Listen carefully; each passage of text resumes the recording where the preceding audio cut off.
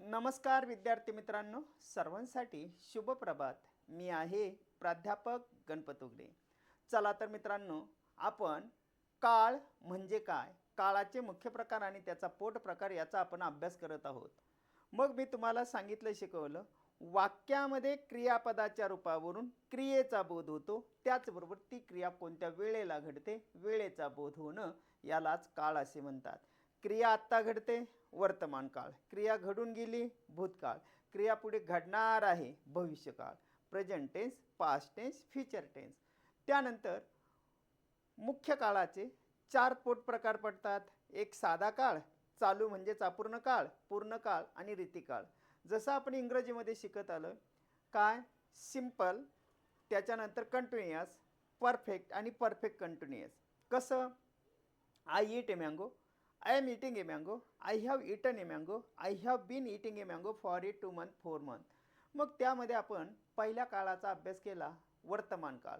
मग त्याच्यामध्ये साधा वर्तमान, चालू म्हणजेच अपूर्ण वर्तमान, पूर्ण वर्तमान, रीती वर्तमान. मग आपण भाषा पाहिली होती, त आहे, लेला आहे, त असतोची. ओके, इथपर्यंतचा भाग आपण पाहिल्यानंतर आता आपण पुढील जो काही दुसरा काळ आहे, अर्थातच तो आहे भूतकाळ. आता आपण विचार करतोय भूतकाळाच्या संदर्भात. काय विचार करतो रे? भूतकाळ. आता या भूतकाळाच्या संदर्भात विचार करत असताना आपल्याला या ठिकाणी लक्षात घ्यायचं आहे ते म्हणजे भूतकाळाचे देखील हे 4 प्रकार दाखवलेले आहेत. या 4 प्रकारामध्ये मित्रांनो, हा जो काय आहे याच्यामध्ये आपल्याला साधा भूतकाळ, दुसरा प्रकार पाहायचा आहे तो म्हणजे चालू अपूर्ण भूतकाळ आणि त्यानंतर पूर्ण भूतकाळ आणि रीती भूतकाळ. मग आता पहा, इथं तुम्हाला लक्षात घ्यायचे, हा जो प्रकार वगैरे आहे या प्रकाराला काय म्हटलं जातं रे? याला म्हटलं जातं साधा भूतकाळ. साध्या भूतकाळानंतर हा जो भाग आहे हा कोणता आहे रे? चालू. चालू नंतर हा जो भाग आहे याला म्हणायचं पूर्ण. बरोबर. आता पहा, नीट लक्षात घ्या. मी इथं कॉलम पूर्ण करतोय. इथं पहा, इथं कोणता आहे रे? साधा भूतकाळ. साधा भूतकाळ आहे.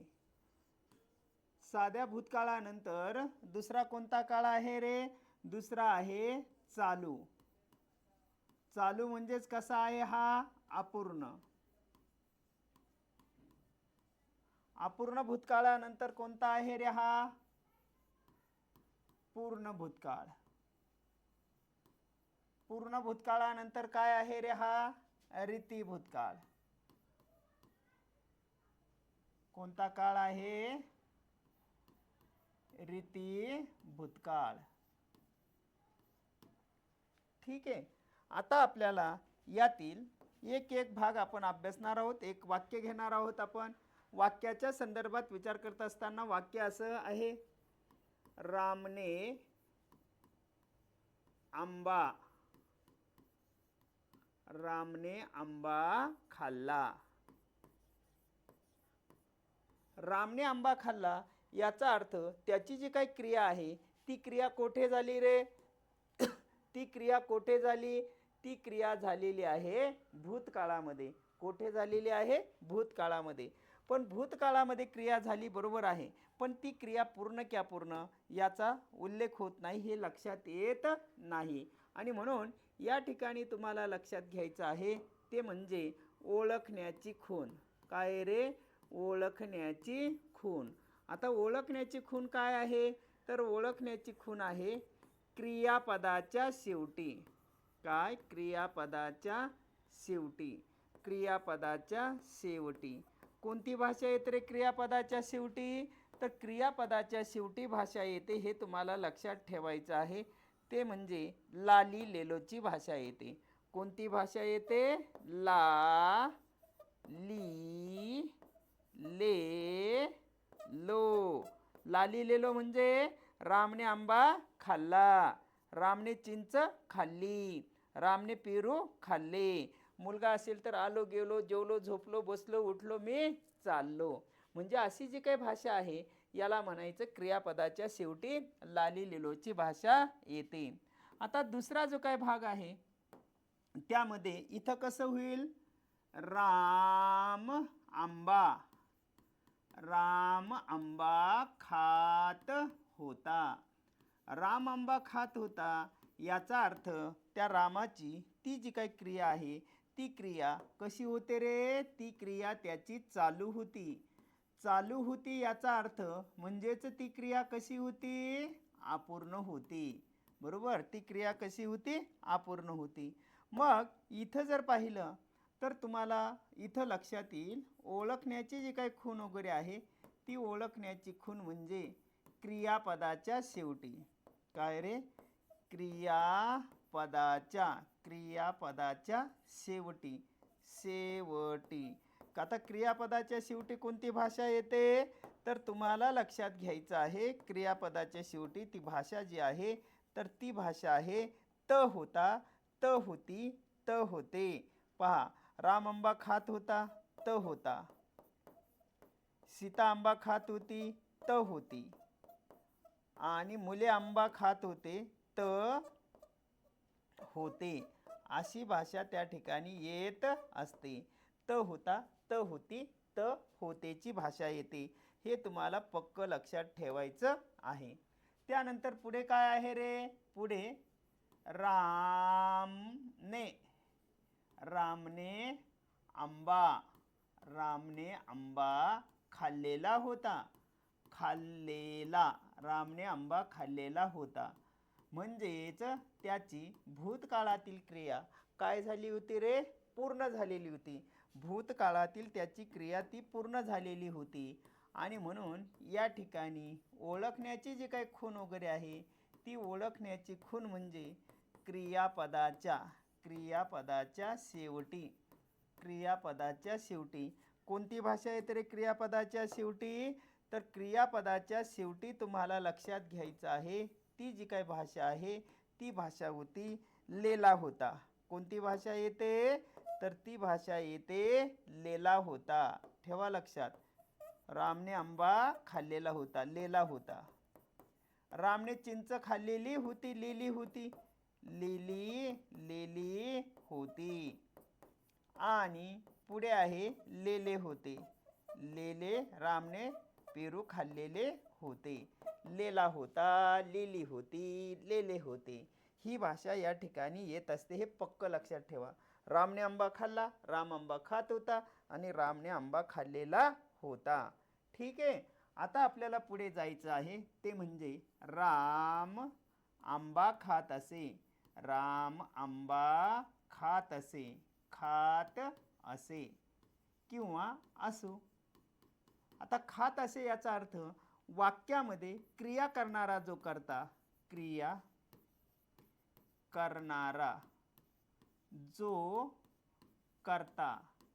त्याची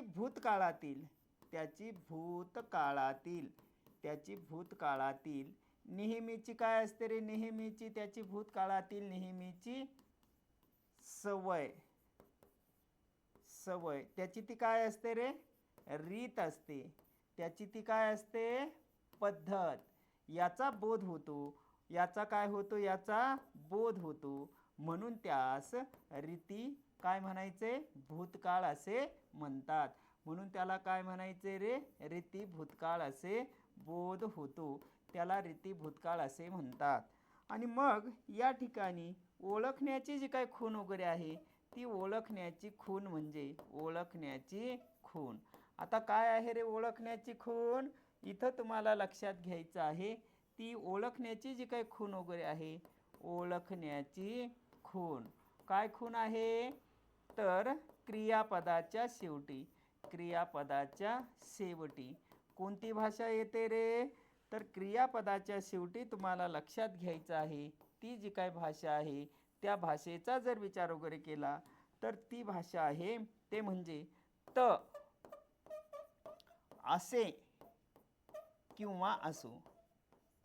मी काय दर सुट्टीला मामाच्या गावाला जात असे. आम्ही खूप विहिरीत पोहत असू, खूप खेळ खेळत असू. याचा अर्थ इथं तुमच्या लक्षात येईल किती शब्द तयार झालेले? तर झाले 4. ला लिहिलेलो, त होता, लेला होता, त असे. ला लिहिलेलो हे इथं पहा. इथं काय ला लिहिलेलो, त होता, लेला होता, त असे. पहा आता मी एक उदाहरण घेतो. मी अभ्यास केला, मी अभ्यास करत होतो, मी अभ्यास केलेला होता, मी अभ्यास करत असे. मी चित्र रंगवले, मी चित्र रंगवत होतो, मी चित्र रंगवलेले होते, मी चित्र रंगवत असे. अशा पद्धतीने या भूतकाळामध्ये देखील आपल्याला किती वाक्य लक्षात ठेवायचे? हे 4 वाक्य लक्षात ठेवणं गरजेचं आहे. ठेवा लक्षात आता, पक्क लक्षात ठेवायचं आहे. याला म्हटलं जातं भूतकाळ. कोणता काळ आहे रे? भूतकाळ.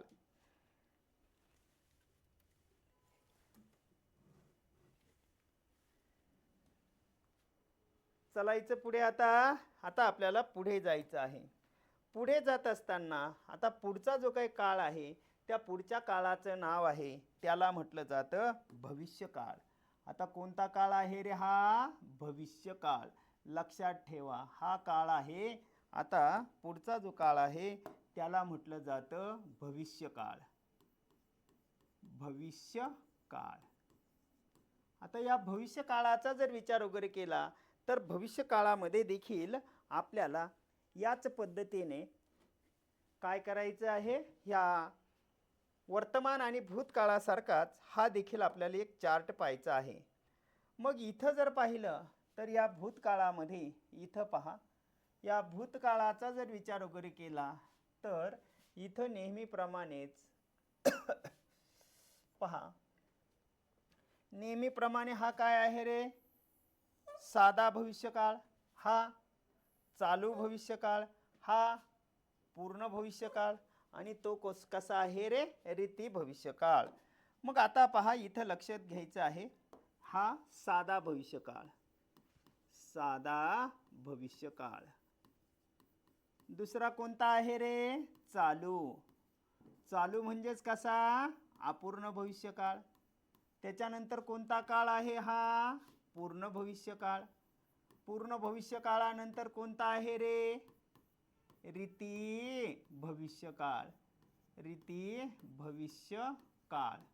बरोबर, अशा पद्धतीने रीती भविष्यकाळ. आता आपल्याला इथं लक्षात घ्यायचं आहे ते म्हणजे असं की इथं राम आंबा खाईल. राम आंबा खाईल याचा अर्थ त्याची फ्युचरमध्ये ती जी काही क्रिया आहे ती क्रिया घडणार आहे. क्रिया घडणार आहे. मग या ठिकाणी ओळखण्याची जी काही खूण वगैरे आहे ती ओळखण्याची खूण म्हणजे क्रियापदाच्या शेवटी.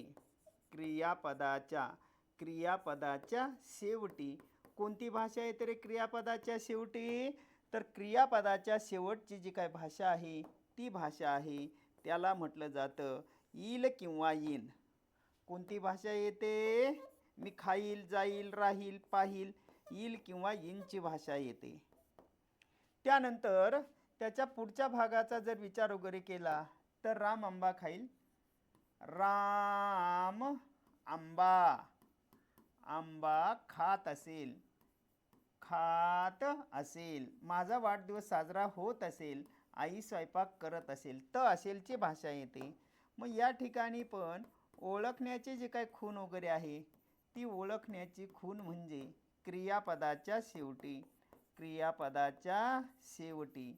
आता क्रियापदाच्या शेवटी कोणती भाषा येते रे? क्रियापदाच्या शेवटी तर इथं तुम्हाला लक्षात घ्यायचं आहे ते म्हणजे क्रियापदाच्या शेवटची जी काही भाषा आहे ती भाषा या ठिकाणी तुम्हाला लक्षात घ्यायची आहे. ती म्हणजे क्रियापदाच्या शेवटी भाषा कोणती येते? त असेल, खात असेल, जात असेल, पाहत असेल किंवा असतील. अनेक वचन असेल तर असतील. तो खात असेल, ती खात असेल, असतील, अशी भाषा या ठिकाणी येत असते. त्यानंतर पुन्हा जर आपण पाहिलं, रामने आंबा खाल्लेला असेल. रामने आंबा खाल्लेला असेल. रामने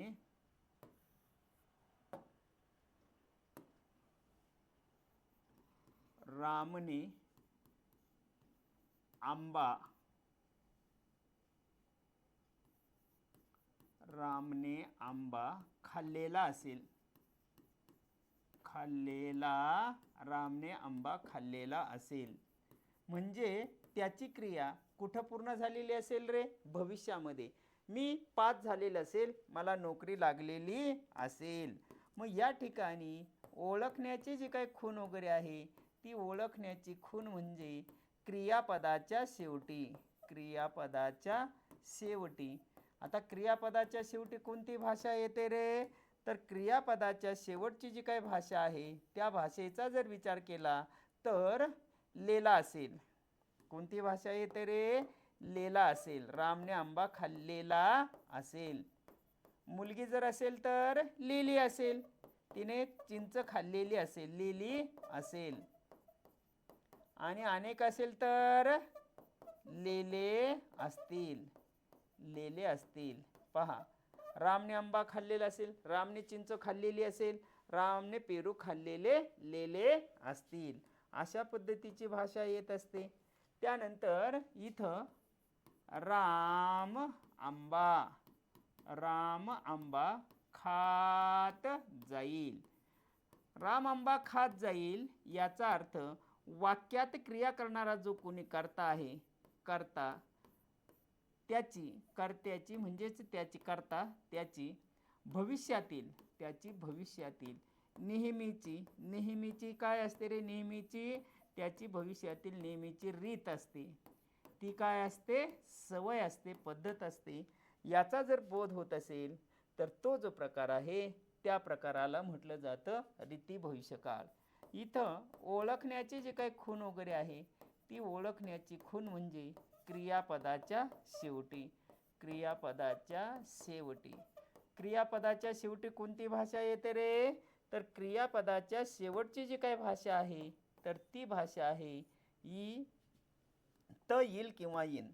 काय येईल रे? त येईल किंवा येईनची भाषा येते. कोणती भाषा येते? त येईल किंवा येईनची भाषा येते. मग आता लक्षात ठेवा, काय भाषा आहे?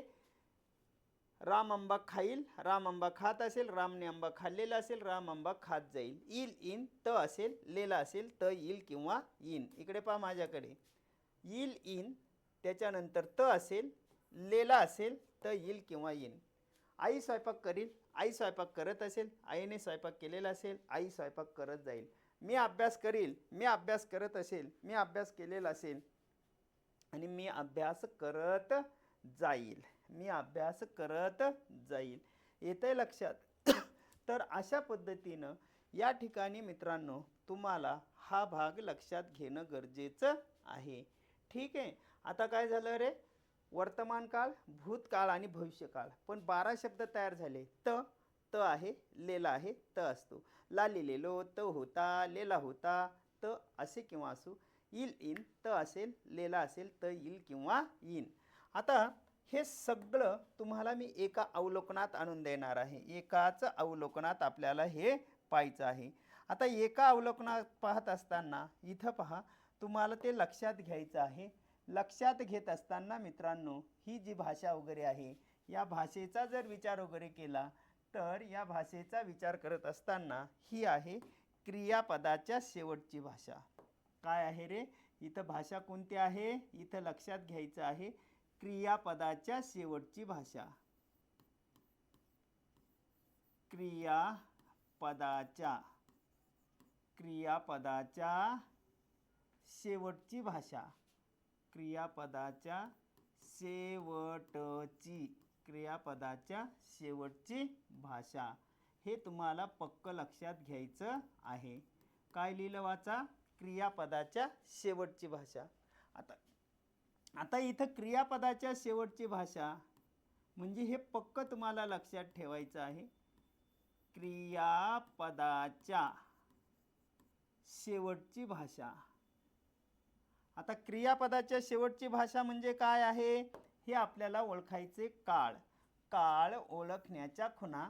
क्रियापदाच्या शेवटची भाषा. इथं काय लिहिलं? इथं वरती काय आहे रे? हे आहे काळ. मग या काळाच्या संदर्भात क्रियापदाच्या शेवटची भाषा असं म्हटलेलं आहे. थोडक्यात हा जो काही भाग आहे याला म्हटलं जातं काळ ओळखण्याच्या खुणा. काल काळ ओळखण्याच्या क्रियापदाच्या शेवटची भाषा म्हणजेच त्याला म्हणायचं काळ ओळखण्याच्या खुणा.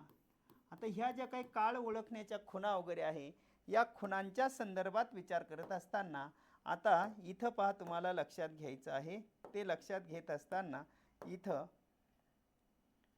पहा मी एक चार्ट टाकतो. इथं चार्ट असा आहे पहा.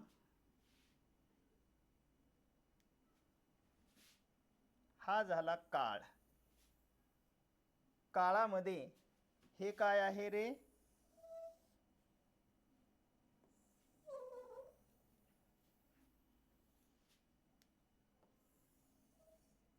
ओके. आता इथं पहा हा आहे काळ बरं का. काळ. काळानंतर हा काय आहे? साधा. साधा नंतर हा चालू.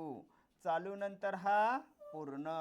आणि पूर्ण नंतर काय आहे रे? रीतिकाळ आहे. आता मग हा वर्तमान झाला. हा कोणता झाला रे?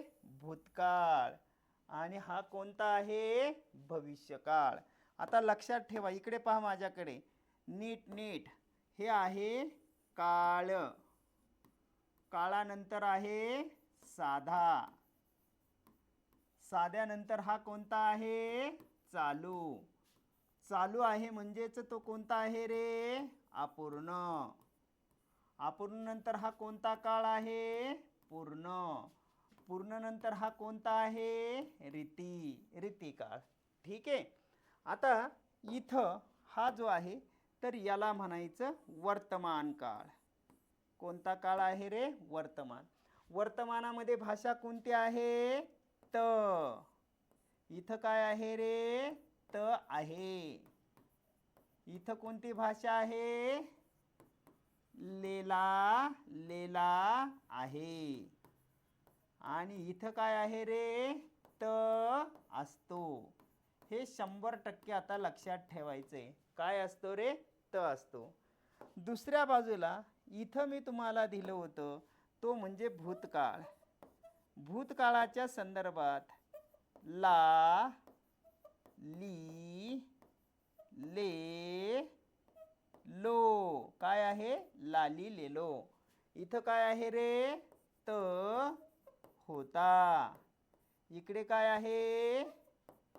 लेला होता. आणि इथं काय आहे? त असे किंवा असूची भाषा येते.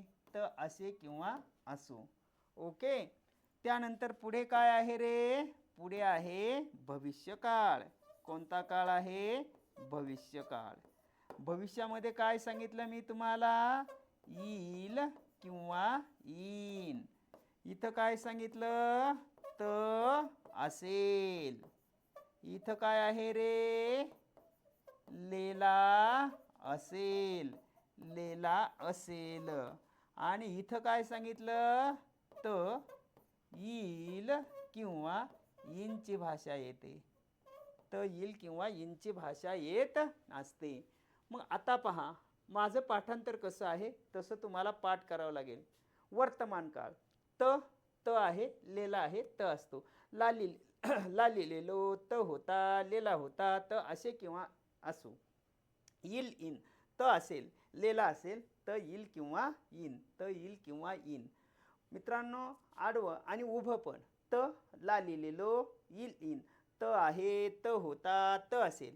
लेला आहे, लेला होता, लेला असेल. त असतो, त असे किंवा असू, त येईल किंवा येईन. आता एकच वाक्य पहा. मी पत्र लिहितो, मी पत्र लिहित आहे, मी पत्र लिहिलेले आहे, मी पत्र लिहित असतो. मी पत्र लिहिले, मी पत्र लिहित होतो, मी पत्र लिहिलेले होते, मी पत्र लिहित असे. मी पत्र लिहील, मी पत्र लिहित असेल, मी पत्र लिहिलेले असेल, मी पत्र लिहित जाईल. कोणतंही वाक्य या चार्टमध्ये तुम्ही चालू शकता. पण तुम्हाला परीक्षेमध्ये एखादं काळाचं वाक्य आलं तर काही सेकंदामध्ये तुम्ही उत्तर लिहू शकता. पण त्यासाठी हा माझ्यासारखा चार्ट पाठ असणं गरजेचं आहे. माझा कसा पाठ आहे पहा. त त आहे, लेला आहे, त असतो. ला लिहिलेलो, त होता, लेला होता, त असे किंवा असो. इल इन त असेल, लेला असेल त इल किंवा इन. उभं पण पाठ आहे. त ला लिहिलेलो इल इन. त आहे त होता त असेल. लेला आहे लेला होता लेला असेल. त असतो त असे किंवा असू त इल किंवा इन. करा पाठ, ठेवा लक्षात पटापट. एकदम परफेक्ट तुम्हाला लक्षात ठेवायचं आहे.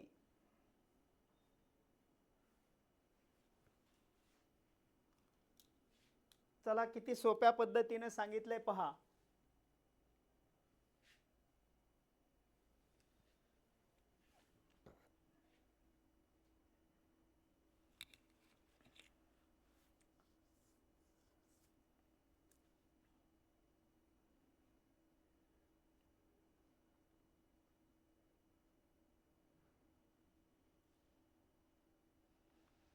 परीक्षेच्या दृष्टिकोनातून जर विचार केला, चार्ट लक्षात आला, मग परीक्षेला तुम्हाला प्रश्न कसे विचारले जातात पहा. मी पहा इथं प्रश्न असा आहे, उत्तर तुम्हाला द्यायचं आहे. मी प्राथमिक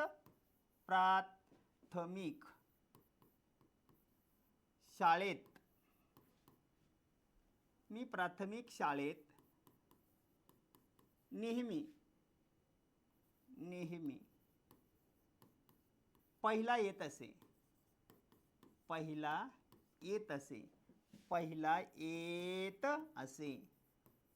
आता मित्रांनो, इथं जर तुम्हाला कोणी असा प्रश्न विचारला की वाक्याचा काळ ओळखा, इथं काय केलं रे, काळ ओळखा.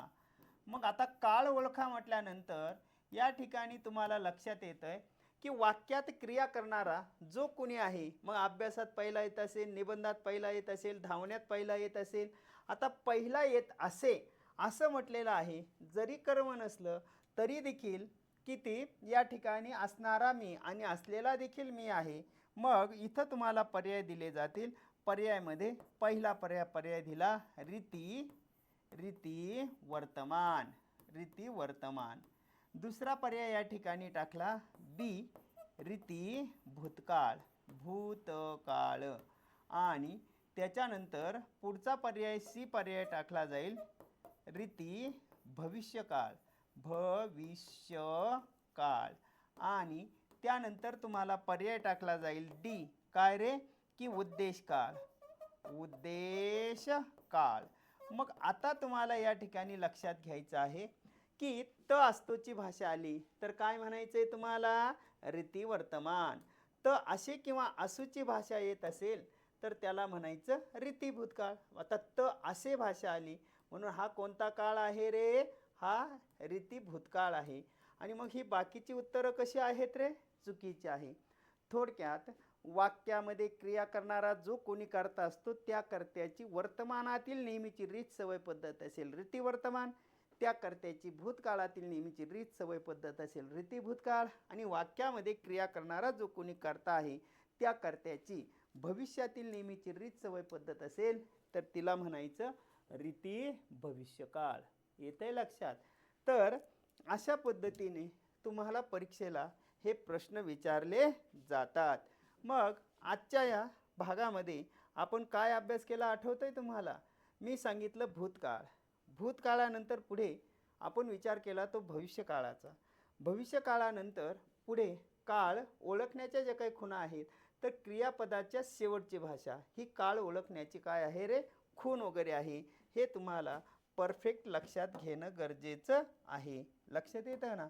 म्हणजे इथं तुम्हाला परफेक्ट लक्षातच घ्यायचं आहे की काळ ओळखण्याची ही काय आहे रे, खूण वगैरे आहे. पक्क लक्षात ठेवा. ठीक आहे, काळ ओळखण्याच्या खुणा. चला तर मग अशा पद्धतीने मित्रांनो काळ भाग 2 मध्ये हा भाग आपण पाहिला. पुन्हा भेटूया काळ भाग 3 मध्ये काळाचे इतर प्रकार घेऊन. तोपर्यंत नमस्कार, धन्यवाद, thank you, happy thoughts, take care, thanks.